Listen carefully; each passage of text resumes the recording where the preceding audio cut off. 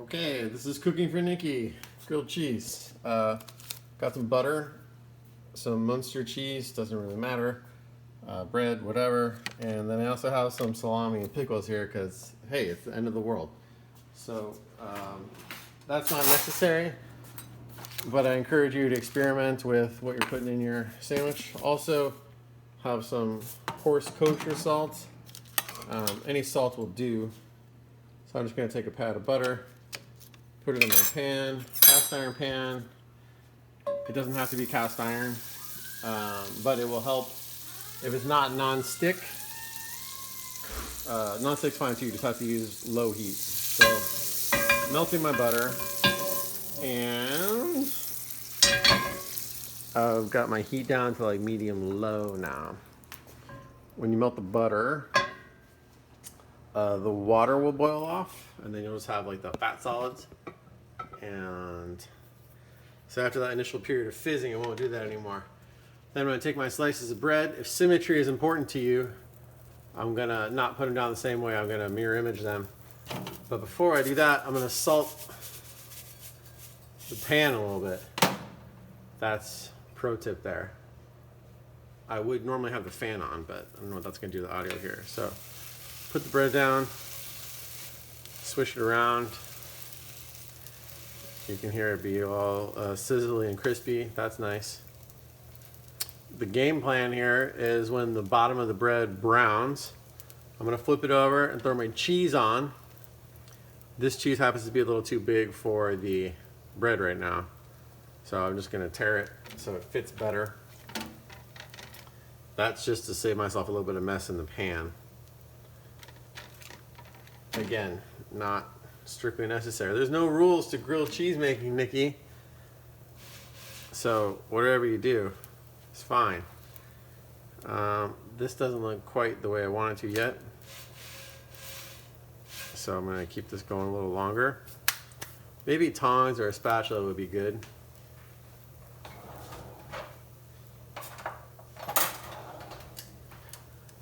So let's check on the bread. This is a weird color because I had cooked something in the cast iron earlier and hadn't cleaned it out properly. So it's more like gray instead of brown. But I'm not going to let some cosmetic issue turn me off of this. When I'm getting ready to flip the bread, because this is one of the things I like to do, I'm going to flip this and I'm going to put the cheese rather on top of here. So I've actually grilled both sides. That plus the salt is really the only contribution I have to make over any other grilled cheese you may have made before. But I'm gonna have another pat of butter on deck here for when I flip this bad boy. I can hear my bread starting to sizzle and toast up, and now you can see it's getting a little more of the brown color that is reassuring us that this is going to all turn out okay. So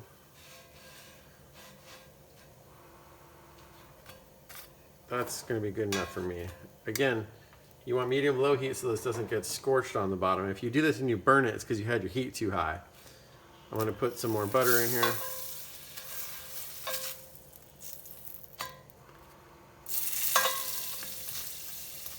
And then put my cheese on top of this bread that I just flipped over.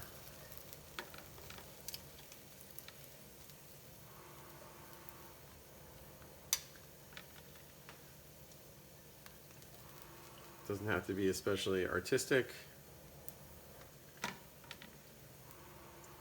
Just try to cover the bread. However, little cheese decoupage.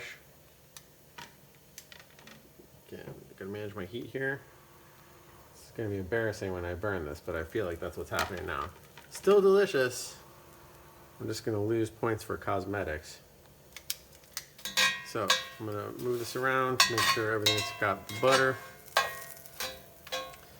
And you can see well, maybe you can't. Now, you can see that the cheese is starting to melt. If you are in a hurry, You can cover the pan. It'll melt the cheese a little faster, but that comes at the expense of kind of steaming your sandwich. So if you like it crispy, just turn it to low and wait. Once the cheese is melted, I'm going to throw the salami on. I might even put a piece of brisket because I'm feeling crazy. And then pickles. I have no idea if brisket goes with pickles. I will have to report back to you. Mindy's laughing at me.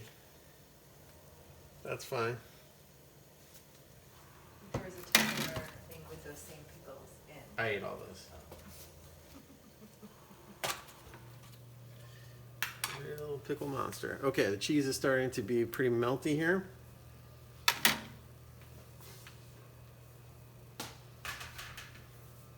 That looks so good. Okay. I'm almost afraid to look because if I burn the top and bottom of this, it's going to be a little embarrassing. That's okay though.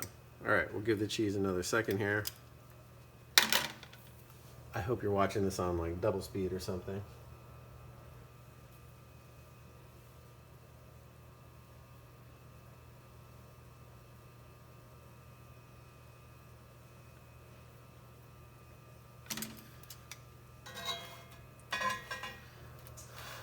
Pretty much everything tastes good with melted cheese. So if you're feeling especially adventurous, you could have done like mayonnaise in the pan instead of butter. And anything kind of savorier with umami will go with the cheese.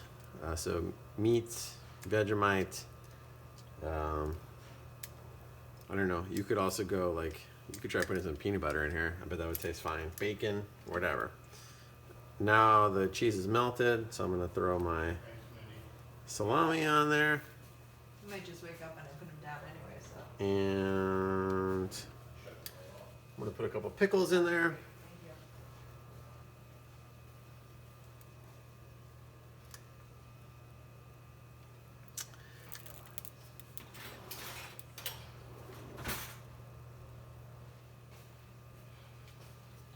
And actually, that's going to be good for me. So now I'm going to take this bread here, flip it over.